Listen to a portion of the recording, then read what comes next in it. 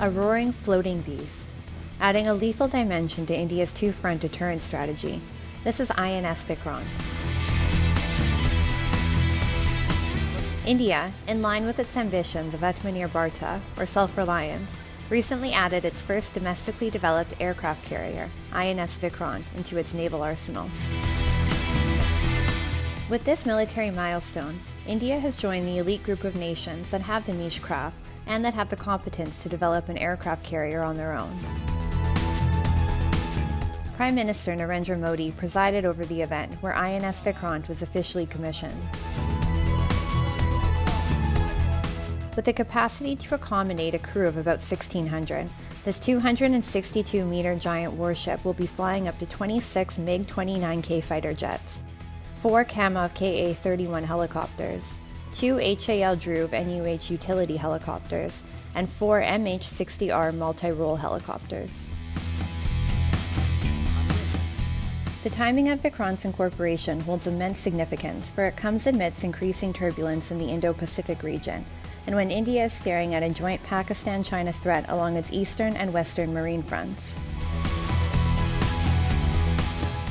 आज चाहे offshore patrol vessels हो, सबमरीन्स हो या एयरक्राफ्ट कैरियर्स हो, आज भारत की नौसेना की ताकत अभूतपूर्व गति से बढ़ रही है। इससे आने वाले समय में हमारी नेवी और मजबूत होगी। Vikrant's entry also marks the advent of India's indigenous military expedition that experts believe will take enormous leaps in the coming decades. With Vikrant as its flagship, New Delhi is aggressively shifting its gears towards domestic manufacturing for its military needs. The ship can, like any other warship, be utilized to project power, to ensure safety and security at high seas, and also provide credible deterrence with extreme visibility. All three wings of its military, the Army, Air Force, and Navy, have been working to enhance their indigenous manufacturing capabilities. Tejas, the indigenously developed light combat aircraft, has equipped the Indian Air Force with much-needed firepower and operational requirements.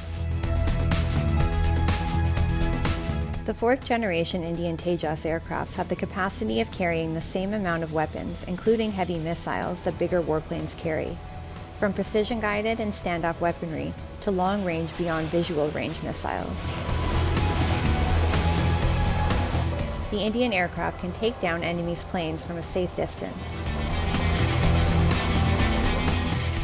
The enhancement of maritime power for India is a big boost, and INS Vikrant is one of the elements of the improvement of the maritime combat power. The Indian Army as well has been expeditiously enhancing its artillery arsenal through indigenous means. Battle tanks to the most sophisticated of assault rifles used by Indian soldiers are being manufactured in Indian facilities.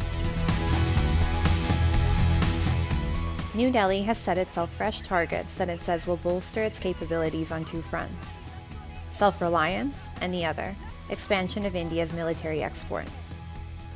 The developments are here for all to see. Not only has India secured the license to develop BrahMos supersonic cruise missiles indigenously, but is now exporting the missile as well.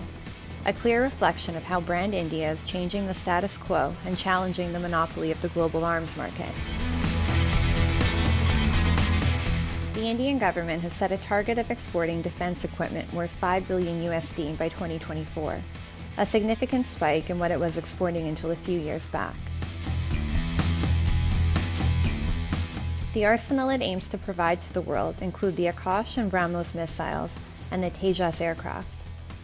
It also seeks to sell Astra, the beyond visual range air-to-air missile, battle tanks, sonars, and a variety of radars. With the second largest number of troops, the third largest defense spender, India is on its way to become an even stronger military force, with this indigenous push providing it a more robust weapon arsenal.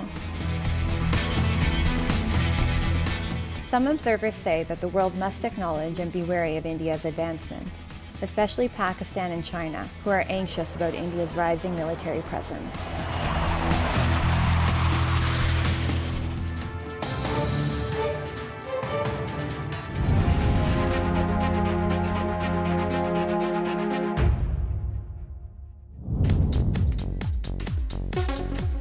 Indian business tycoon Gautam Adani has become the first Asian to make it to the top 3 ranking of the Bloomberg Billionaires Index. Adani, who has $137.4 billion USD fortune, now trails just SpaceX chief Elon Musk and Amazon's Jeff Bezos. 60-year-old Gautam Adani, who tried his luck as a diamond trader, has spent the past few years expanding his coal-to-ports conglomerate, venturing into data centers to cement, media, and alumina. Adani Group also owns India's largest private sector port and airport operator. The world's third richest businessman has pledged to invest $70 billion USD in green energy to become the world's largest renewable energy producer. The success of the Adani Group is a true reflection of the growth potential of businesses in India. Our growth and success have been recognized around the world. Several foreign governments are now approaching us to work in their geographies. I always believed India is one of the greatest countries for an entrepreneur to learn, develop, and flourish. According to the Forbes Billionaires List for the year 2022, 18 Indian billionaires made it onto the world's top 500 billionaires list. Reliance Industries chairman Mukesh Dhirubhai Ambani, founder of HCL Technologies Limited Shiv Nadar, and vaccine manufacturer Cyrus Poonawalla are among the top. Others include Lakshmi Mittal, Kumar Birla, Dilip Sanghavi, and Uday Kotak. Among the 2,668 richest people on the planet, India has 166 billionaires, which puts the country third in the world, after the United States and China. The number of billionaires is growing, with the country registering a robust growth thanks to economic liberalization, proactive governance, and the opening up of new avenues for startups. India has a big jump in the ease of doing business comparing to the other countries. So, and if you'll see, we have a number of startups in India, biggest in the world, and they are doing well also. So that is the main reason. India is producing many young billionaires in sectors like online shopping, real estate, financial services, pharmaceuticals, and consumer goods. While many countries like Russia are witnessing a decline in the number of billionaires due to political conflicts and the pandemic and its after effects, India is on the growth trajectory, owing to an exponential rise in investment opportunities. The country remains the world's fastest growing economy, with the GDP expanding 13.5% in the April-June quarter, the quickest in a year. It came as no surprise when India recently overtook the United Kingdom to become the 5th largest economy in the world. According to a Bloomberg report, the size of the Indian economy in nominal cash terms in the quarter through March 2021 was $854.7 billion USD, while the UK was $816 billion USD. The synergized efforts of both private and public sectors are responsible for a consistently sharp rise of the Indian economy. And it is the government's endorsement of privatization of the market that is paving the way for more billionaires to make it to the Forbes list. India's economic rise is a testament to the sound fiscal policies behind the ever-strengthening brand India.